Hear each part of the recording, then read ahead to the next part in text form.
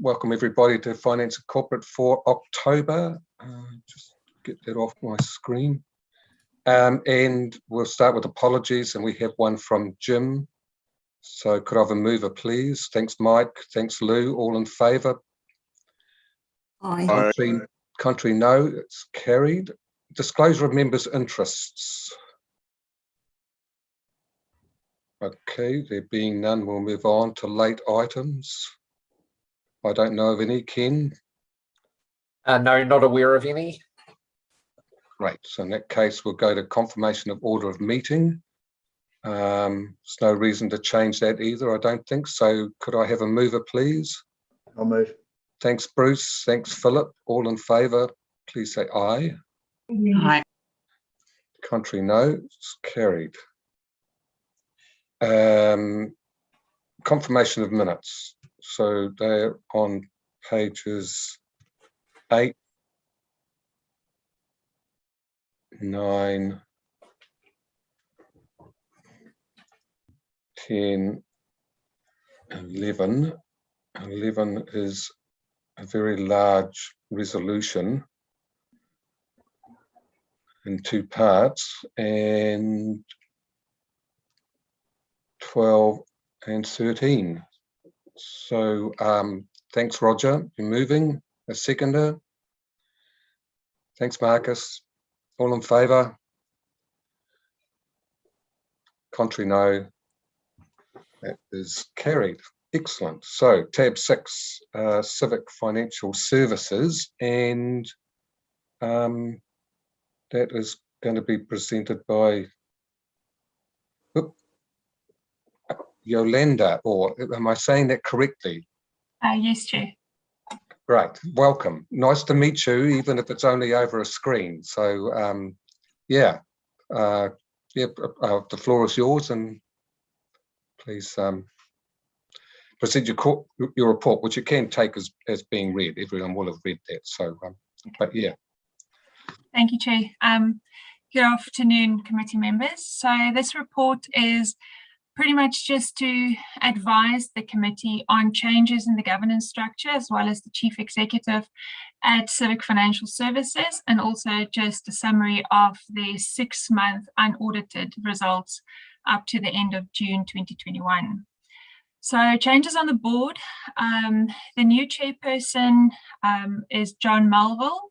He has been a director of the company for a couple of years, and he was also the chair of the Audit and Risk Committee.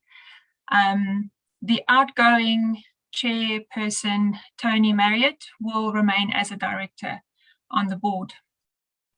The chief executive, the new chief executive is Charlie Ho, with effect from 1 September 2021.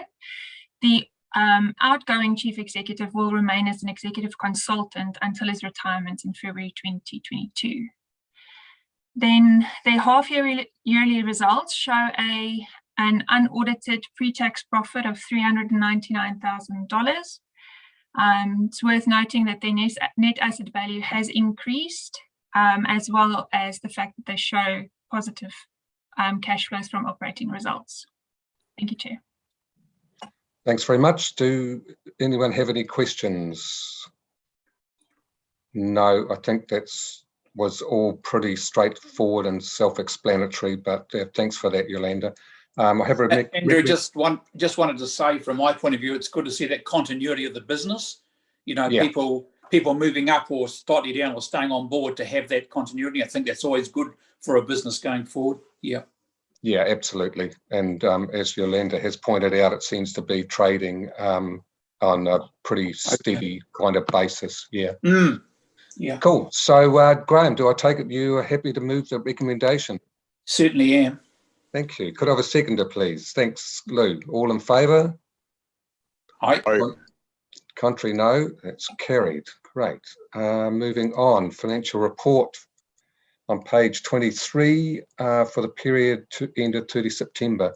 So, yeah, Ken, do you want to introduce it all? Or No, look, I'm happy to leave that to the team chair. So we have got Nada who's available, and I understand perhaps there might be another one or two of the finance team contributing to this. Great. Welcome, Nada. Good afternoon. So the financial report results for September, the total income we're at 16% and the expenditure is at 20%. The cost of service, you could see there, is tracking along, and we are pretty much at the anticipated 25%. There's just a few slight variances there. Capital expenditure is at 4% of the forecast at the moment. You could see there that we had quite a bit of carry forwards from the 2021 year. Most of those were from the waters areas. So there's a lot of carry forward there. And if you come down into the key risk indicator report, you can see that that is actually tracking at risk at the moment. But we do have the reforecasting coming up in October, so that'll be looked at then. So hopefully it will look a lot better after that. And also on that key risk indicator report, I just wanted to point out the other red at risk area is the borrowing interest rates, and I'll just let Amy talk to you about that. Thanks, Nada.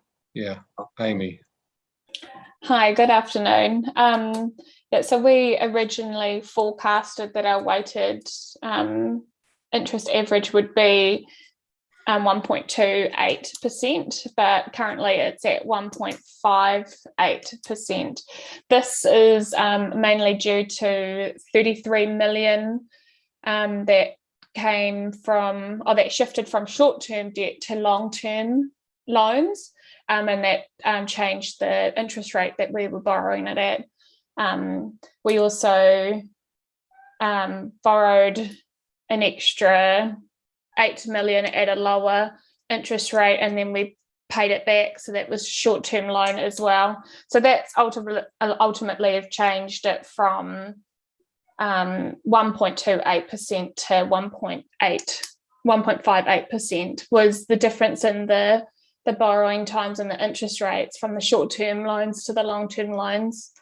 I did some forecasting, some interest expense forecasting, and we're looking at an extra 122,000 in interest expense, so not a lot over, but yeah. Okay, thanks for that. I take it this was this fixing was and converting to long-term debt was on the advice of our of Absolutely, Bancorp? yep, from Bancorp, yeah. Okay, yeah, thanks. So does anyone have any questions regarding either of those matters? Claire? Yeah, thanks. I'm interested in the longer term outlook for interest rates. You know, like we've just seen the first, I guess, Reserve Bank announcement that they're raising the cash rate last week or so, and then interested to know what you think is going to happen to the interest rates as we're getting further into our LTP. Yeah, they're definitely going to go up. How much is, we're not too sure at the moment. There's always a little bit of allowance in the rates that we get anyway for potential rise in rates. So the jump isn't always as much as what they say it is, because there is that allowance there. But in the forecast, we did allow a jump in the interest rates as well. So it's quite a conservative, we've been quite conservative in this forecast. Oh, thanks for that. It's good to know that there's an allowance already in there. Yeah. Yeah. Ken, you have a comment? Yeah, so look, I guess I mean, one of the things that we did that Amy talked about in terms of moving off those floating rates into fixed rates is yeah, you know, taking the opportunity to lock in those fixed rates at very low amounts. So yeah, so look, I noticed so in terms of that $33 million that yeah, that Amy said we're locked into longer term rates. So yeah, so one lot of that is through to 2024, so 3 years away, and that's just over 1%, and in fact that's actually 23% of our debt at the moment. So nearly a quarter of our debt locked in at just over 1% for 3 years, and then another chunk which represents about 13% of our current debt that's been locked into 2026 at 1.76%. So look, we've taken the opportunity to yeah to lock into these lower rates, yeah, you know as much as possible, and of course yeah, we are going to be borrowing a bit more this year for the capital program. Again, some of those low rates, because those were quite recent, some of those low rates will still be very much available to us. So yeah, so look, I think we're in a really good place in terms of our debt to yeah, to keep the borrowing rates and that average borrowing cost low for quite some time into the future. But yeah, as Amy said, yeah, no doubt about it. Interest rates are increasing. We've known that for several months now, and yeah, we are just starting to see the start of those rises. Thanks, Ken. Does anyone have any other further questions regarding the finance report? Yeah, Claire.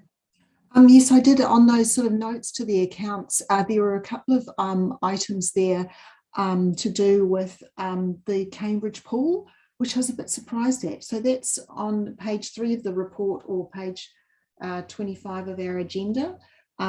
So there's a carry forwards, like including 853,000 for the Cambridge Town pool development. So I was under the impression that that work was pretty much finished. And further in that paragraph actually is 44,000 for Cambridge pool renewal. It'd just be good to have a bit more detail around those two items. I can look into that and get you some more details if you like. I can email you.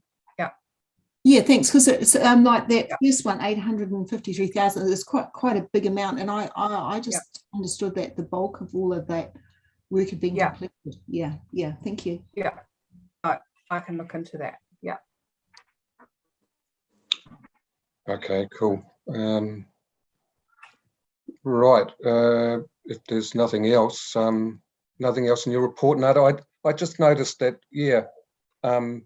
income and expenses are both well under the 25% you'd expect as being a quarter. I'm presuming that's timing differences basically, in subsidies in particular. Yeah, okay. Definitely the in the subsidies area. But cool. Yeah, once again, when we look at reforecasting in October, hopefully things will start to look a bit more better. Yeah, Ken.